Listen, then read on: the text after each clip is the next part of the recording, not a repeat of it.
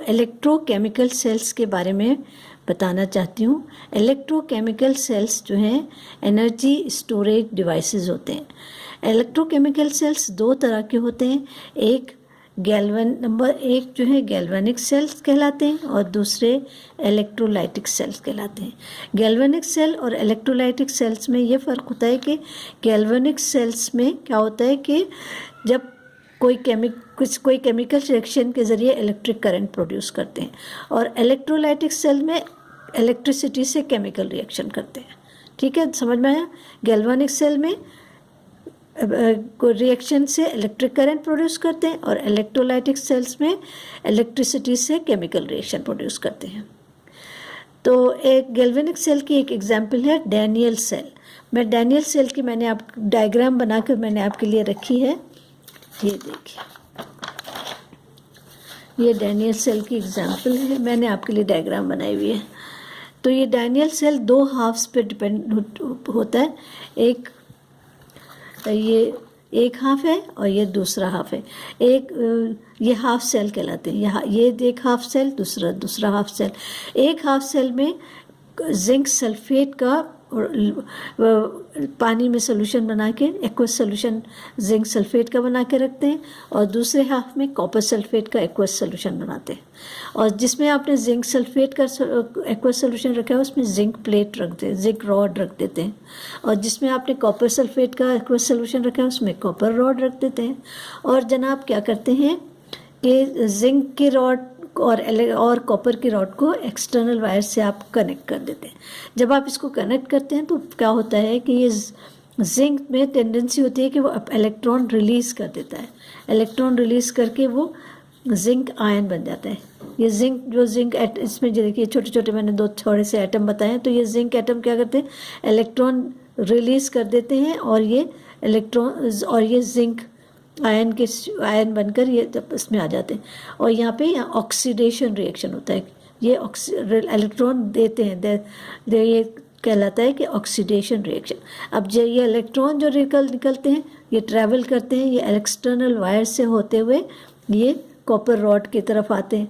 और copper rod, अब मैंने आपको बताया था कि यहाँ पे कॉपर सल्फेट है, कॉपर सल्फेट का सोल्यूशन है, तो कॉपर आयन्स हैं और सल्फेट आयन है। कॉपर आयन पे पॉजिटिव चार्ज है। अब ये पॉजिटिव चार्ज को तो जनाब इसको इलेक्ट्रॉन मिलते हैं, बड़ी खुशी खुशी जाता है, और ये इलेक्ट्रॉन कैचअप करके यहाँ पे कॉपर जो है डिपॉजिट हो जाता है। यानी कॉपर आयन इलेक्ट्रॉन लेकर कॉपर,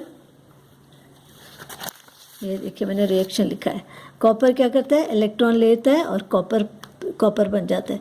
और ये उस तरफ दूसरे हाफ में जो पहले जिंक वाला हाफ में क्या होता है, जिंक इलेक्ट्रॉन रिलीज कर देता है, और ये जिंक आयन बन जाता है।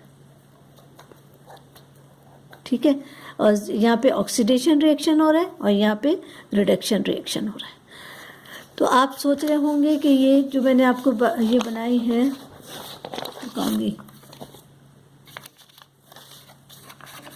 ये जो डायग्राम मैंने आपको बताई थी, ये देखिए मैंने बनाई है, इसमें आप सोच रहे होंगे कि ये यूट्यूब क्या चीज़ है, ये क्या है, ये ब्रिज कहलाती है, यूट्यूब शेप की ब्रिज होती है। और इसके अंदर जो ओपन एंड्स होते हैं, इसके अंदर क्या करते हैं, कोई भी इस ब्रिज के अंदर कोई भी स्ट्रॉन्ग इलेक्ट्रोलाइट का एक्वस सोल्यूशन बना के रख देते हैं, और इसके ओपन एंड में जो है कॉपर स्टील वुल या कॉटन वुल से क्लोज कर देते हैं। इसको भी क्लोज कर दिया, इसको भी क्लोज कर दिया। अब आपको मैंने बताया था कि ये जिंक यहाँ से जिंक एटम निकल के यहाँ पे जिंक पॉजिटिव आयन बना रहे हैं।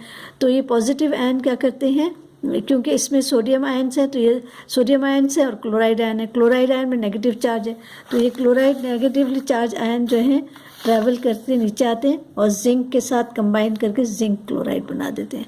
और इसी तरह इसमें जो है क्लोराइड सोडियम आयन्स भी हैं, तो ये सोडियम आयन अट्रैक्ट करते हैं, क्योंकि यहाँ पे सल्फेट आयन ज़्यादा हो गए, कॉपर तो चला गया इधर डिपॉजिट हो गया, तो अब यहाँ सल्फेट आयन ज़्यादा हो गए, तो ये सल्फेट आयन के साथ ये सोडियम आयन कंबाइन होकर सोडियम सल्फेट बना देते हैं। आ गया समझ में? ये इस हाफ में जो है ऑक्सीडेशन रिएक्शन हो रहा है जनाब, और इस हाफ में रिडक्शन रिएक्शन हो रहा है। और जब ये इलेक्ट्रिक करंट, ये इलेक्ट्रॉन रिलीज़ होने की वजह से, ये एनोड है, ये एनोड है और ये कैथोड है, और इलेक्ट्रॉन रिलीज़ होने की वजह से यहाँ पे करंट प्रोड्यूस हो जाती है। ये और इस तरह हम कोई इस करंट से काम ले सकते हैं। ये कहलाता है डैनियल सेल, और इसको हम यूज़ कर सकते हैं बैटरीज़ में या कोई टॉयज़ वगैरह में।